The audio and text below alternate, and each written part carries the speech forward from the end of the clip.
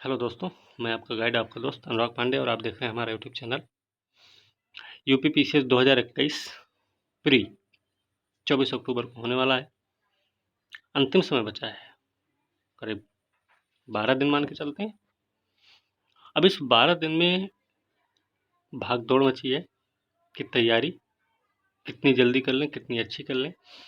तो last time revision ही सबसे कारगर माना जाता है कि आप रिवीजन जितना ज़्यादा से ज़्यादा कर जाएं। तो इसी बात को ध्यान में रखते हुए ये वीडियो बनाई गई है कि जिससे आपको कम से कम समय में ज़्यादा से ज़्यादा फ़ायदा मिले और रिवीजन भी आपका लगभग हो जाए। तो ये अब सीरीज जो है चलेगी, अब एग्ज़ाम से कुछ दिन पहले तक तो चलेगी, कम से कम मान के चलिए तीन दिन पहले तक रहेगी और इसमें लगभग सब कुछ कवर कर देंगे। तो वीडियो को ध्यान से देखिए और वीडियो को लाइक शेयर कमेंट जरूर करें, साथ में चैनल को सब्सक्राइब कीजिए और इस उम्मीद के साथ वीडियो देखिए कि आपके ज़्यादा से ज़्यादा प्रश्न कवर हो जाएंगे। ठीक है, फटाफट रिवीजन करते हैं। तो चलिए शुरू करते हैं। Target UP PCS pre 2021। ठीक है, पूरा जोर लगा देना भाई। अब आराम नहीं करना है, मेहनत कर लेनी है, थोड़ी सी मेहनत। ठीक है, तो अब लग जाते हैं अच्छे से। अंतिम समय है, रिवीजन करते हैं अच्छे से और ज़्यादा से ज़्यादा गेन कर लेते हैं। तो चलिए शुरू करते हैं आज का वीडियो। इकोनॉमिक्स का है ये। ओके,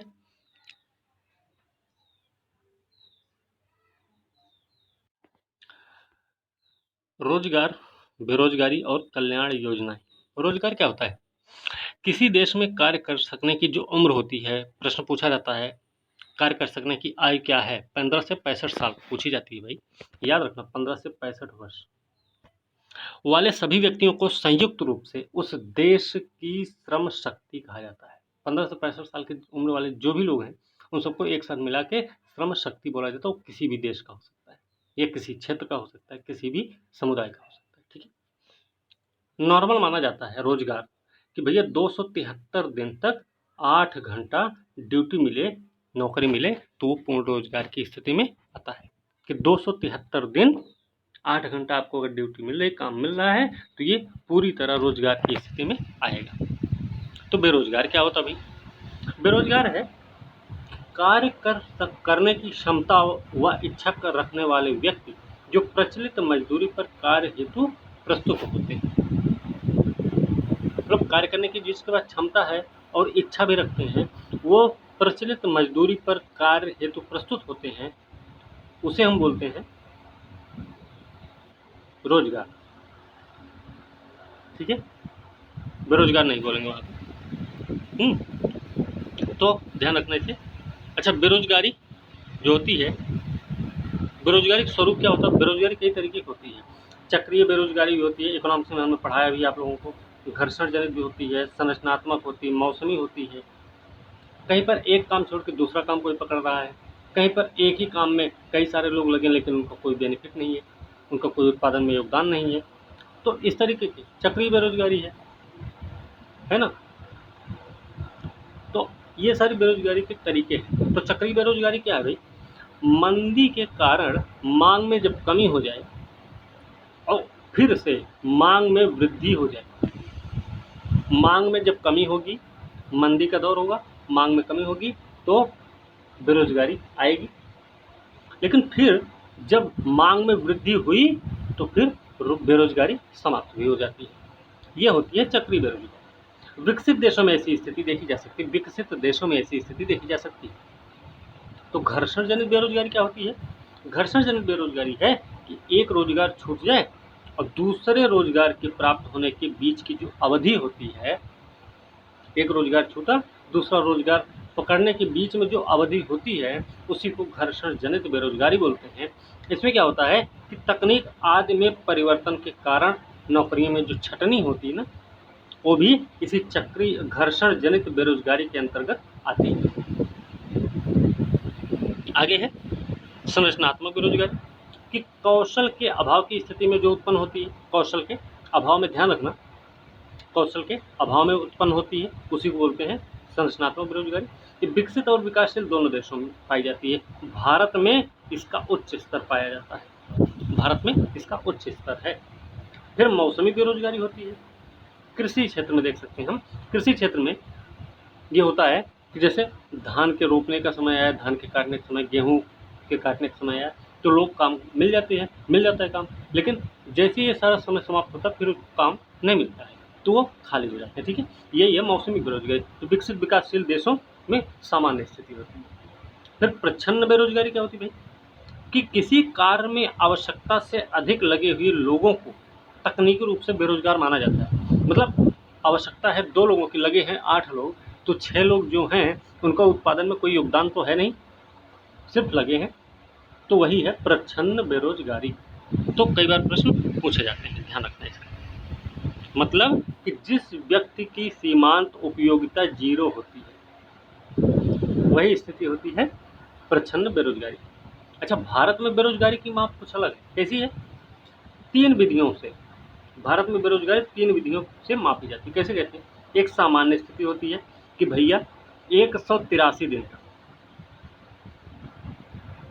183 दिन तक रोजगार प्राप्त ना हो तो वो सामान्य बेरोजगारी है। सामान्य स्थिति की बेरोजगारी क्या है कि 183 दिन तक अगर काम नहीं मिलता है तो सामान्य बेरोजगारी, चलो ठीक है। चालू साप्ताहिक स्थिति क्या होती है कि भैया सप्ताह में 1 घंटे का भी रोजगार अगर ना मिले तो वो होती है साप्ताहिक, समझ रहे हैं ना। फिर एक चालू दैनिक स्थिति, तो किसी दिन विशेष में 1 घंटे का भी रोजगार ना मिले तो उसे हम बोलेंगे चालू दैनिक स्थिति। इसका मापन कौन करता है भाई, ये भी याद रखना है, ये कई बार पूछा गया है। तो राष्ट्रीय प्रतिदर्श सर्वेक्षण संगठन NSSO के द्वारा किया जाता है। ठीक है, इसका मापन। अगला चैप्टर है गरीबी। गरीबी क्या है भाई? गरीबी का तात्पर्य आधारभूत आवश्यकताओं तक पहुंच की असमर्थता। आधारभूत आवश्यकताओं तक पहुंच की असमर्थता जो होती है उसी को हम गरीबी बोलते हैं। मतलब जब व्यक्ति अपनी मौलिक ज़रूरतों को भी पूरा ना कर सके तो उसे हम बोलेंगे गरीबी। इसके 2 रूप होते हैं, एक होता है निरपेक्ष और एक होता है सापेक्ष। तो निरपेक्ष में क्या है भाई, निरपेक्ष विधि में किन किन चीज़ों को शामिल किया जाता है ये बात ध्यान रखेंगे। तो निरपेक्ष विधि में हेड काउंट विधि होती है, याद रखना भाई, गरीबों की संख्या को बताता है ये निरपेक्ष विधि गरीबों की संख्या बताएगा। उपभोग व्यय न्यूनतम आवश्यकता पोषण स्तर के आधार पर गरीबी रेखा का निर्धारण कर उन लोगों को गरीब मान लिया जाता है जिनका उपयोग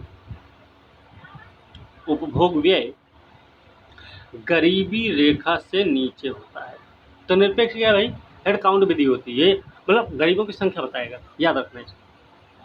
तो दूसरी है सापेक्ष विधि। क्या होती है? सापेक्ष विधि होती है यह आय और संपत्ति के वितरण की स्थिति को बताएगा। सापेक्ष स्थिति आय और संपत्ति के वितरण की स्थिति को बताएगा। इसमें लॉरेंज वक्र और गिनी गुणांक इनका प्रयोग किया जाता है सापेक्ष वाले में ही लॉरेंज और गिनी गुणांक का प्रयोग किया जाता है, याद रखना, हमने इकोनॉमिक्स में पढ़ाया भी आपको। तो लॉरेंज वक्र क्या है, इसका प्रतिपादन किया था मैक्स लॉरेंज ने 1905 में मैक्स लॉरेंज के द्वारा लॉरेंज वक्र का प्रतिपादन किया गया। और ये राष्ट्रीय आय के वितरण का रेखा चित्रीय प्रदर्शन है। लॉरेंज वक्र क्या है, राष्ट्रीय आय के वितरण का रेखा चित्रीय प्रदर्शन है। प्रत्येक बिंदु राष्ट्रीय आय की जनसंख्या में वितरण दर्शाता है। प्रत्येक बिंदु राष्ट्रीय आय की जनसंख्या में वितरण को दर्शाता है। ये प्रतिशत में दर्शाएगा, याद रखना। फिर कुल आय के संचयी प्रतिशत और जनसंख्या के संचयी प्रतिशत के मध्य वितरण को दर्शाएगा। कुल इनकम क्या हो रहा है और जनसंख्या कैसी है, इनके बीच के अंतर को दर्शाएगा। ठीक है, ये है लॉरेंज वक्र। ये इन दोनों के बीच, मतलब ये निरपेक्ष समता रेखा और लॉरेंज वक्र के बीच में दूरी जो बढ़ती है ना, वो दिखाती है कि आखिर में असमानता कितनी है। यहाँ पर सामान्य चल रही, नॉर्मल अभी, लेकिन यहाँ पे देखिए, यहाँ पे कितना हो गया। ठीक है, तो ये ध्यान रखना है। ठीक है, चलिए, मतलब क्या है कि लॉरेंज वक्र और निरपेक्ष समता रेखा में प्रतिकूल संबंध होता है, ये पॉइंट याद रखना है कि लॉरेंज वक्र और निरपेक्ष समता रेखा में प्रतिकूल संबंध होता है। ठीक है, यहाँ तक कोई दिक्कत नहीं होगी। आगे है गिनी गुणांक। गिनी गुणांक क्या भाई?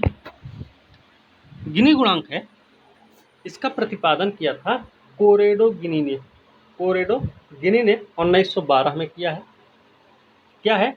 यह राष्ट्रीय आय के वितरण की गणितीय माप प्रस्तुत करता है। यह गिनी गुणांक राष्ट्रीय आय के वितरण की गणितीय माप को प्रस्तुत करता है। इसमें क्या होता है कि इसका फॉर्मूला है पूर्ण समता रेखा और लॉरेंज वक्र के मध्य का जो क्षेत्रफल है बटे पूर्ण समता रेखा के मध्य का क्षेत्रफल। जब हम ऐसे करेंगे तो हमारा गिनी गुणांक बता देगा भाई कितनी गरीबी है। ठीक है, इसकी माप जो है ना वो 0 से 1 के बीच में की जाती है। 0 से 1 के बीच में। तो शून्य का मतलब होता है कि राष्ट्रीय आय की पूर्ण समानता होती है 0। 0 जब रहे तो राष्ट्रीय आय की पूर्ण समानता को बताएगा, और जब 1 आ जाएगा तो वो बताएगा भैया राष्ट्रीय आय की पूर्ण असमानता को। तो पॉइंट याद रखने हैं। ठीक है, अंतिम समय है तो रिवीजन जल्दी जल्दी करना है। भारत में गरीबी कैसी है? पहला अधिकाधिक प्रयास हुआ था योजना आयोग के द्वारा किया गया। वी.आर. गाडगिल के द्वारा एक समिति बनाई गई। वी.आर. गाडगिल के नेतृत्व में एक समिति बनाई गई थी और 1962 में तो पहला प्रयास हुआ है आधिकारिक प्रयास गरीबी मापने का योजना आयोग के द्वारा 1962 में गठित की गई वी.आर. गाडगिल समिति। याद रखना, इन्होंने प्रति व्यक्ति प्रति माह 20 रुपया खर्च बताया इनके वी.आर. गाडगिल के अनुसार, जो 1962 में बनी है। कभी कभी ये भी पूछा जाता है कि इनका क्रम क्या है, क्रम बताना होता है। ठीक है, तो याद रखना 1962 में बनी। फिर 1977 का एक कार्यदल बना, योजना आयोग के द्वारा ही गठित हुआ। वो भी इन्होंने क्या किया, गरीबी को न्यूनतम भोजन ऊर्जा के आधार पर परिभाषित किया। ये जो 1977 का कार्यदल बनाया गया था, योजना आयोग के द्वारा गठित किया गया था, इसने गरीबी को न्यूनतम भोजन और ऊर्जा के आधार पर परिभाषित किया। और क्या बताया भाई कि 2400 कैलोरी और 2100 कैलोरी प्रतिदिन का पोषण होना चाहिए। 2400 गांव में और 2100 शहर की बात हुई है। ठीक है, फिर 1989 में एक समिति बनाई गई, लकड़वाला समिति। लास्ट ईयर प्रश्न भी आया हुआ था। लकड़वाला समिति 1989 में बनी है, याद रखना। तो इस समिति के अनुसार क्या हुआ कि 1993 में इन्होंने अपनी रिपोर्ट दी। इन्होंने बताया, इन्होंने क्या किया कि सभी राज्यों के अलग अलग सुझाव दे दिए कि सभी राज्यों का अलग अलग माप होना चाहिए। बिहार का कुछ और हो सकता है, तमिलनाडु केरला का कुछ और हो सकता है, यूपी सिक्किम असम का कुछ और हो सकता है। अलग अलग राज्यों का अलग अलग इन्होंने खाका तैयार किया। यही तक नहीं, इन्होंने ग्रामीण और शहर के लिए भी अलग अलग मूल सूचकांक अपनाए। ग्रामीण में उन्होंने कृषि श्रमिक को ध्यान में रखा और शहर में औद्योगिक श्रमिकों को ध्यान में रखा। याद रखना भाई, 1989 की बात है। इसमें क्या हुआ, अब देखिए एनएसएसओ है, हमने ऊपर ही बता दिया था। एनएसएसओ क्या करता है, घरेलू उपभोक्ता व्यय के आंकड़े प्रयोग में लाए जाते हैं। जो एक गरीबी का वो है ना, उसमें एनएसएसओ एक आंकड़ा देगा कि घरेलू उपभोक्ता व्यय, इसका प्रयोग किया जाता है। इसी प्रयोग के आधार पर निर्धारित किया जाता है। ठीक है, फिर 2005 में सुरेश तेंदुलकर समिति बनाई गई भाई। 2005 में बनी है, याद रखना। 1962, 1977, 1989, फिर 2005। 2005 में क्या है कि इन्होंने अपनी रिपोर्ट 2009 में प्रस्तुत की और इन्होंने क्या कहा कि गरीबी को इन्होंने बहुआयामी माना। भैया मतलब गरीबी जो है ना वो कोई एक कारण नहीं है, इसके कई सारे कारण हैं।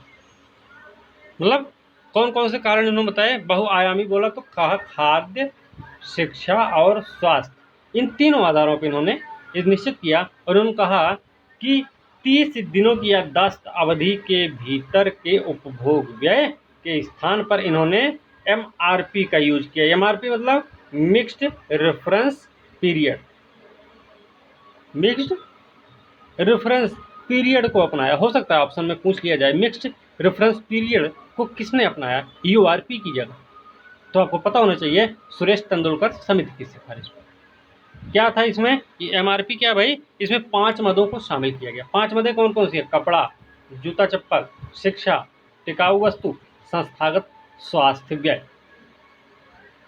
इन्हीं चीजों को एमआरपी में शामिल किया गया और कहा गया कि ये 365 दिन की अवधि होगी। 365 दिन की अवधि में कितना खर्च होता है इनका, इस बेस पर, इस पे कितना खर्च हो रहा है, उसके आधार पे गरीबी का निर्धारण होगा या हो सकता है। ठीक है, फिर अब देखिए 2011-12 का एक आंकड़ा आया कि 21.9% गरीबी है भाई, 21.9% गरीबी है। और गरीबी देखिए ग्रामीण क्षेत्र में भी अलग है, शहरी क्षेत्र में अलग है। ग्रामीण में 25.7% गरीबी और शहरी में है 13.7%।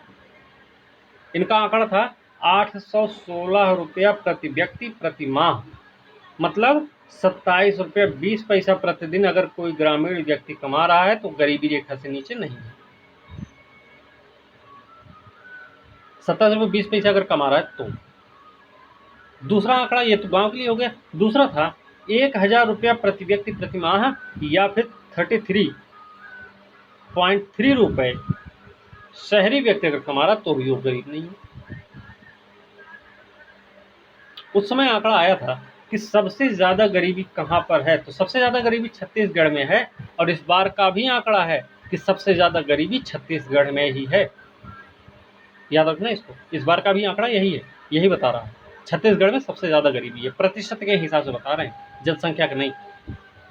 सर्वाधिक गरीब, गरीबी जब पूछी जाएगी तो प्रतिशत तक बात होगी, गरीब पूछा जाएगा तो जनसंख्या की बात होती है, 1 2 3 4 5 6 ऐसे।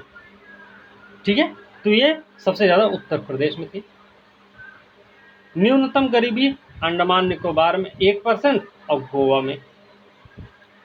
उस समय का आंकड़ा है, आज भी यही चल रहा। याद रख, 2012 में फिर से एक समिति बनाई गई, सी रंगराजन समिति। 2012 की सी रंगराजन समिति ने अपनी रिपोर्ट प्रस्तुत की 2014 में भैया। इन्होंने पर्याप्त पोषण, वस्त्र, मकान का किराया, यातायात, शिक्षा, अन्य जो गैर खाद्य व्यय पर आधारित है, इसके आधार पर इन्होंने गरीबी का आकलन किया या आंकड़ा लगाया। इन्होंने क्या कहा, पोषण को इन्होंने कैलोरी, प्रोटीन और वसा, मतलब बास्केट सिस्टम अपनाया। इन्होंने कैलोरी ही से ही संतुष्ट नहीं हुए, इन्होंने कैलोरी के साथ साथ प्रोटीन और वसा का भी ध्यान रखा। कौन, नाम क्या है, नाम है भैया सी रंगराजन समिति। कब आई, 2012। ग्रामीण स्तर पर इन्होंने क्या कहा, ग्रामीण स्तर पर 2155 कैलोरी ठीक है, 48 ग्राम प्रोटीन होना चाहिए और 28 ग्राम वसा की जरूरत पड़ेगी, तब वो गरीब नहीं है। अगर इतना है तो न गरीब नहीं हो। शहर में कहे कि 2090 कैलोरी और 50 ग्राम प्रोटीन और 26 ग्राम वसा की जरूरत होती है। ठीक है, इन्होंने सबसे ज्यादा गरीबी बताई, मतलब गरीबी कितनी बताई इन्होंने, इन्होंने 29.5% गरीबी है। 2011-12 का आंकड़ा इन्होंने दिया। इन्होंने कहा 30.9% गरीब तो ग्रामीण है और 26.4% शहरी गरीब है। ठीक है, इन्होंने फिर यहाँ पे बताया कि कितना पैसा कमाए कोई, तो पैसा इन्होंने बताया भाई कि 972 रुपया प्रति माह प्रति व्यक्ति अगर कमा रहा है या फिर 32 रुपया 40 पैसा प्रतिदिन कमा रहा है ग्रामीण क्षेत्र में, तो वो गरीब नहीं है। शहरों के लिए क्या कहा कि कहा भैया 1407 रुपया चाहिए महीने का एक आदमी का, और या फिर 46 रुपया 90 पैसा प्रतिदिन प्रति व्यक्ति कमाएगा तो शहरी क्षेत्र का व्यक्ति गरीब नहीं है। इन्होंने भी आंकड़ा दिया सर्वाधिक गरीबी का, तो इन्होंने सर्वाधिक गरीबी इन्होंने भी बताई छत्तीसगढ़ में कितना, 47.9%।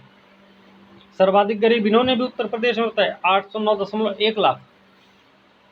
न्यूनतम गरीबी इन्होंने भी अंडमान में बताई, मतलब 6% गरीबी, और गोवा में कहा इन्होंने 6.3% गरीबी है। ठीक है। अब यहाँ पे कुछ आंकड़े हैं, जैसे MMRP। क्या है MMRP? आधारित है। MMRP मतलब है मॉडिफाइड मिक्स्ड रेफरेंस या रिकॉल पीरियड। इनका जो आंकड़ा था कुछ ऐसा था कि मॉडिफाइड मिक्स्ड रेफरेंस या रिकॉल पीरियड पर आधारित था। कैसे था भाई? इसमें कपड़ा, जूता, शिक्षा, स्वास्थ्य व्यय और टिकाऊ वस्तु पर इन्होंने ध्यान रखा और इन्होंने कहा कि कम आवृत्ति वाली ये 365 दिन के लिए होंगी। 365 दिन का आंकड़ा है वो होगा, उसको इकट्ठा करके फिर बताया जाए गरीबी कहाँ पे कितनी चल रही है। ठीक है, इस तरीके से। फिर और भी इन्होंने खाद्य तेल, अंडा, मछली, मांस, सब्जियां, फल, मसाले, प्रसंस्कृत खाद्य, पान, तंबाकू, ये सब चीज़ों पे इन्होंने अत्यधिक आवृत्ति वाली वस्तु की श्रेणी में रखा। इन सबको याद रखना, अत्यधिक आवृत्ति वाली वस्तुओं की श्रेणी में कौन कौन है? ये 7 दिन के लिए इन्होंने इसको रखा। ये शेष खाद्य वस्तुएं, ईंधन, प्रकाश, मकान की किराया, ये सब 30 दिन के लिए इन्होंने आंकड़ा इकट्ठा किया। भाई इन पे आधारित इन्होंने अपने आंकड़े दिए। अब देखिए, निर्धनता का दुष्चक्र अवधारणा किसने देखी? प्रश्न आता है कि निर्धनता का दुष्चक्र अवधारणा किसने दी? तो याद रखना, रैगनर नरकसे ने दी है। रैगनर नरकसे के द्वारा निर्धनता का दुष्चक्र अवधारणा प्रस्तुत की गई थी। और दूसरा है बीपीएल परिवारों की पहचान के लिए प्रोफेसर SR हाशिम समिति का गठन किया गया था। प्रोफेसर SR हाशिम समिति का गठन हुआ था बीपीएल परिवारों की पहचान करने के लिए। एक सिस्टम चलता हमारे यहाँ, सार्वजनिक वितरण प्रणाली, जिसको हम PDS भी बोलते हैं। आपने गांव में सुना होगा PDS सिस्टम। क्या है ये? PDS सिस्टम है। तो इसमें इसकी शुरुआत हुई 1960 के दशक में कीमत सहायक कार्यक्रम की तरह शुरू हुआ था। क्या है? कीमत सहायक कार्यक्रम की तरह इसकी शुरुआत हुई 1960 के दशक में। उद्देश्य क्या था भाई?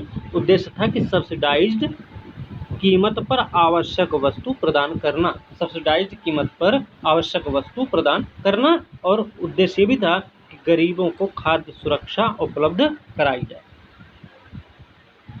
ठीक है, ये सारी चीजें थी। इसी में परिवार नियोजन कार्यक्रम है, इसे भी देख लेते हैं। तो परिवार नियोजन कार्यक्रम कब लाया गया? 1952 में लाया गया। ये भी याद रखना, प्रश्न पूछा जाता भाई। विश्व का पहला ऐसा नियोजन है परिवार नियोजन। यह राष्ट्रीय अर्थव्यवस्था के अनुरूप स्तर पर जनसंख्या को स्थिर करने के लिए, मतलब जन्म दरों को कम करने हेतु आवश्यक सीमा तक परिवार नियोजन पर जोर दिया जाता। मतलब जन्म दरों को कम करने के लिए आवश्यक सीमा तक परिवार नियोजन पर जोर दिया जाता है।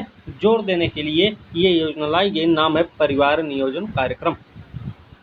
कब आई? 1952 में। और विश्व की ये पहली इस तरीके की कोई परियोजना लॉन्च हुई थी, कार्यक्रम शुरू हुआ था। ठीक है, चलिए इसके आगे है आर्थिक विकास और सामूहिक विकास। क्या होता है आर्थिक विकास? पहले देख लें भारतीय अर्थव्यवस्था का स्वरूप कैसा है भाई, आपको भी पता है कैसा है कि हम 2 तरीके में बांटेंगे, एक अंग्रेजों से पहले और एक अंग्रेजों के बाद। तो अंग्रेजों से पहले की स्थिति में क्या था? ग्रामीण और विकसित अर्थव्यवस्था थी। व्यवसाय वंशानुगत था, व्यवसाय कृषि थी, लेकिन उद्योग के क्षेत्र में भी उन्नत था। अंग्रेजों से पहले की स्थिति है ये। रेशमी सूती वस्त्र विश्व में उत्तम क्वालिटी का होता था। संगमरमर का काम होता था, नक्काशी का काम करते, सोना चांदी आभूषण का काम, पत्थर पर तराशी का काम होता था, उत्तम था। इनका निर्यात भी किया जाता था अंग्रेजों के आने से पहले। नील, अफीम, मसाला भी निर्यात किया जाता था। लेकिन मतलब अतः 17वीं और 18वीं शताब्दी तक भारतीय अर्थव्यवस्था अपने परंपरागत स्वरूप में गतिमान रही है। अंग्रेजों से आने के पहले की बात है। अब अंग्रेजों के आने के बाद की देखेंगे तो इसमें क्या होगा? देखिए उपनिवेश। उपनिवेश क्या होता है? पहली बात तो ये याद रखना कि किसी देश की राजनीतिक और आर्थिक गतिविधियों पर दूसरी शक्तियों का सीधा नियंत्रण। किसी देश की राजनीतिक आर्थिक गतिविधियों पर दूसरी शक्तियों का सीधा नियंत्रण होना उपनिवेश होता है। मतलब स्वतंत्रता प्राप्ति के पश्चात भारतीय अर्थव्यवस्था पिछड़ी, अल्पविकसित, गतिहीन और सुस्त थी। याद रखना, स्वतंत्रता की बात कर रहे हैं, स्वतंत्रता के बाद की बात हो रही है। अंग्रेजी राज के दौरान क्या क्या हुआ है? अंग्रेजी राज के दौरान देखेंगे तो कृषि उत्पादन में कमी आई। आपको हमने कई सारी नीतियां बता रखी हैं, इतिहास जब पढ़ा रहे थे मॉडर्न हिस्ट्री में, हमने बहुत सारी नीतियों के बारे में बता रखा है। किसान गरीब हुआ, कृषि उत्पादकता बहुत कम हो गई, संगठित उद्योग जो थे वो थोड़े थे लेकिन बड़े शहरों में केंद्रित थे। मतलब क्या था कि भारी और आधारभूत उद्योग थे ही नहीं, नॉर्मल थे, छोटे मोटे थे भाई। स्वतंत्रता प्राप्ति के बाद क्या हुआ? तो स्वतंत्रता प्राप्ति के बाद आर्थिक नियोजन को विकास का आधार बनाया गया। स्वतंत्रता के बाद की बात कर रहे हैं कि आर्थिक नियोजन को विकास का आधार बनाया गया। पॉइंट में आए स्टेटमेंट के रूप में तो आप उसको लिख सकते हैं, इसको सही कर सकते हैं। दूसरा कि सभी योजनाओं का प्रमुख और मौलिक उद्देश्य था कि देश में समन्वित और संतुलित विकास को प्रोत्साहित किया जाए। स्वतंत्रता प्राप्ति के बाद की बात है ये सर, ठीक है। चलिए इसके आगे, नियोजन काल में भारतीय अर्थव्यवस्था का संस्थागत ढांचा पर्याप्त रूप से विकसित हुआ। नियोजन काल में भारतीय अर्थव्यवस्था का संस्थागत ढांचा पर्याप्त रूप से विकसित हुआ। अब भारतीय अर्थव्यवस्था में नियोजन काल का महत्व क्या रहा है ये भी पता होना चाहिए हमें। तो इसका मतलब ये है कि पहला पॉइंट है भाई कि अर्थव्यवस्था के प्रत्येक क्षेत्र में विकास होना, महत्व था कि भाई अर्थव्यवस्था के प्रत्येक क्षेत्र में विकास होगा। दूसरा महत्व क्या था कि कृषि उत्पादन बढ़ा, आधारभूत उद्योगों की स्थापना भी हुई, आप देख सकते हैं। तीसरा क्या है, आयात और विदेशी निर्भरता में कमी आई। मौलिक उद्देश्यों में समाजवादी अर्थव्यवस्था की झलक मिलती है। इसके ये जो हमारा भारतीय अर्थव्यवस्था में नियोजन का काल है ना, इसके महत्व के रूप में है कि मौलिक उद्देश्यों में इसके समाजवादी अर्थव्यवस्था की झलक मिलती है। फिर समाज में व्याप्त आर्थिक विषमता के शोषण को समाप्त करने के लिए अनेक कदम उठाए गए। जो विषमता थी ना उसको खत्म करने के लिए बहुत सारे कदम उठाए गए। जैसे कौन कौन से कदम उठाए गए वो भी हम देख लेते हैं। वो कदम है, जमींदारी उन्मूलन किया गया, भूमि पर कृषि को अधिकार दिलाया गया, बंधुआ प्रथा समाप्त हुई, सार्वजनिक क्षेत्र के उपक्रमों का विस्तार हुआ, बैंकों का राष्ट्रीयकरण किया गया 1949, याद करिए, है ना। फिर सहकारी आंदोलन का विकास हुआ, समन्वित विकास कार्यक्रम लागू हुआ 1952, याद करिए 1952 हमने जब पॉलिटी पढ़ाई है ना।